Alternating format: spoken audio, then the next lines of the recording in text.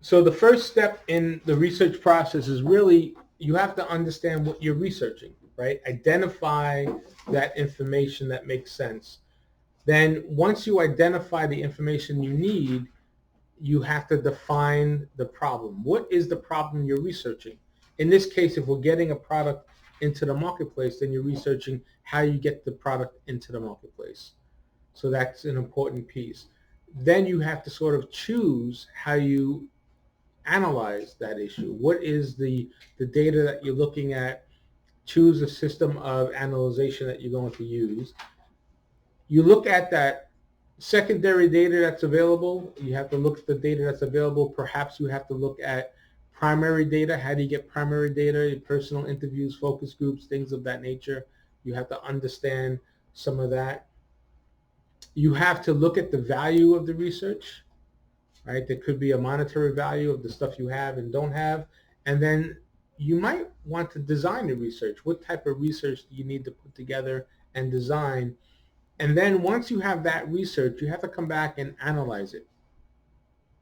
Make sure you understand what's happening in that research that you're doing. That's important because research doesn't count if you don't understand it and analyze it. Then you'll have to take the findings and use that for your plan or for your strategy. Present the findings. So that's basically some top line fundamental steps on how you would research things. So in the international markets, well, what information do I need? What's important to me as an international marketer? The first thing you need to understand are the existing markets. So are the customers being served by one or more competitors, one or more companies? Let's look at what's happening in that target market to make sense. So if you bring a product into the US, you want to understand, well, are there competitive items in that marketplace? And what does that market look like? And how can I compete in that market? That's going to be key, right? And then you have to look at the potential markets. So if you understand what the markets are, what's the potential within that market? That's part of it. So, and then you have to ask yourself, well, why do I need to know this information? Why is that important? Because that helps build your strategy. You cannot go into a market not understanding what the opportunity is in that marketplace, right? So you have to sort of understand where the market's going to be. So is it in a region, a country, a region, a city? Uh, what's that geographic area that you're trying to target? So let's say you want to go into the U.S. You're bringing the product into the U.S. Should you start by saying, well, I want to bring this product into the U.S. and I want to target all the U.S.? That would be a hard thing to accomplish. So you should start geographically with a state or a city and then start in that area and then grow the business out from there, right? You don't want to take off, let's say you go from the US to Colombia. You don't want to tackle the whole country or, from here to Brazil. It would be impossible to penetrate the Brazilian market in the beginning. So you have to focus in on specific markets that make sense. That's going to be important. So if you have that data, you have to look at competitive records. What's that secondary data that's out there? I gave you a couple of resources. Research that. Understand what information, what data is available to you to make your plan and to build the business. That's going to be important. Then you have to look at the cost. How much does it cost me to get this information?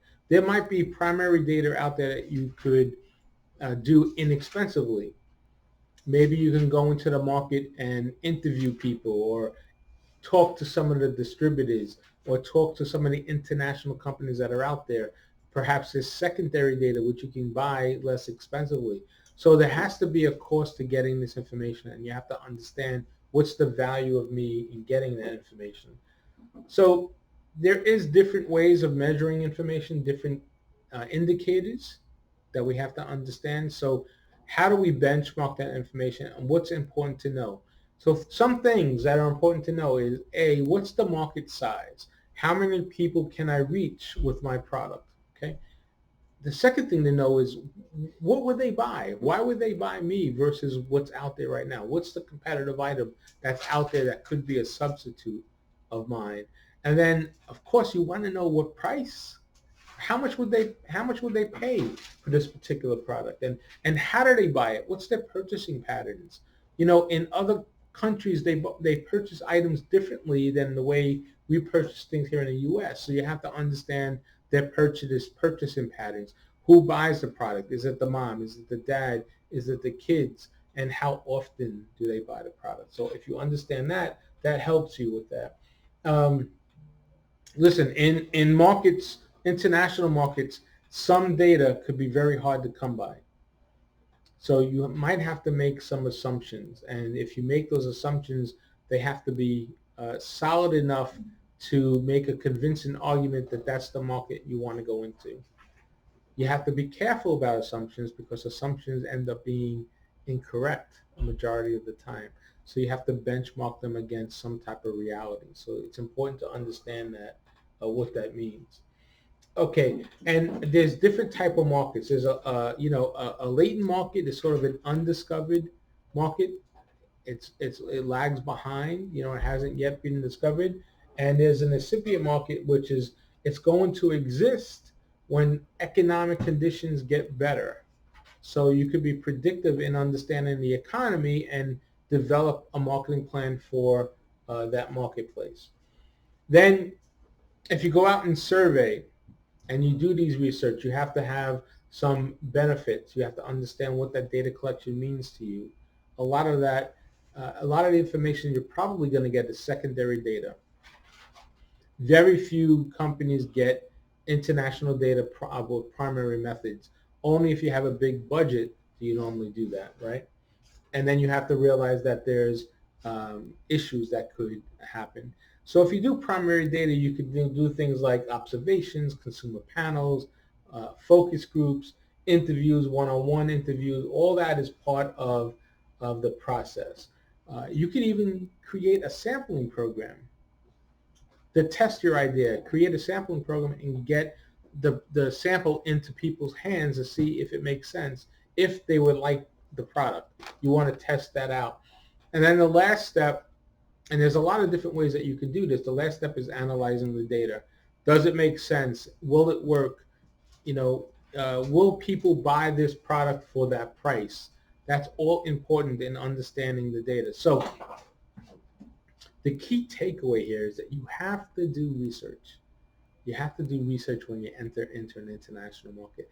You really can't enter into an international market just because you feel good about it. Because you went on vacation and you said, oh, this will be a great place to start a business. Sometimes that happens and sometimes you're successful. But in most cases, if you bring in a product into a country, you really have to understand the market conditions. You have to do the research.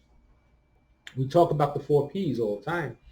So understand the 4Ps as it pertains to your product in that marketplace. What products are there? How do they distribute products of your similar nature? How do they promote it? And what's the price? That's all important in understanding that international market. Okay. Any questions on the research and data? Most of your research, will be in secondary data, unless of course you have somebody that works in the market. Then of course you can have primary data, and that's going to